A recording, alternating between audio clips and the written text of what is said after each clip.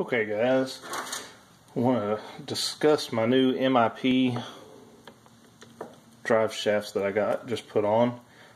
These are part number 11116. They're for axial wraiths. They are direct fit. Plenty of extra travel. I mean, they expand longer than this and go shorter than even full compression on the Gen 7. I broke a drive shaft, which is why I purchased them, but the other reason being is all that extra slop in those U-joints. I mean, you can just see how much it's wallowed that little pinhole out there. So when you'd give it gas, transmission would kind of spin up, and it has to take all the slack out of that before it starts to spin the axles. These, it's just as soon as I start to give it, as soon as the gears start to spin, it is just there. There's no, as soon as you can see the spur and pinion gear, as soon as they start spinning, you can see the drive shaft start spinning as well. No hesitation. These fit like a charm. There's no modifications. Fit really well. Didn't see any, like I said, getting plenty of, when they compress, it's not binding on the transmission, anything like that, front or rear. And I know they can go longer than this, so if you had longer or taller shocks on it, you wouldn't even have a problem, I think, with those. And even if for some reason, if you shortened your links, I think it would still have plenty compression capability there as well. So those are the MIP drive shafts for the axial wraith, part number 111.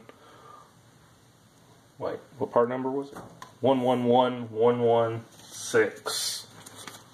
There's the 4 1s and a 6 for axial wraith.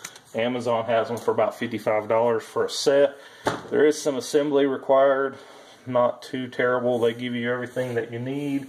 There was a little, they give you a little container that has thread, lock, and grease to grease everything. I did use the thread lock, but I used my own marine grease, just automotive marine grease. I use this in the transmission, the axles, and I used it on the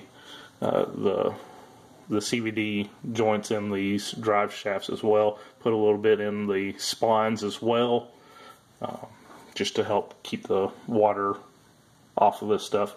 I know a lot of people ask a lot of times what kind of grease they're using, and just a generic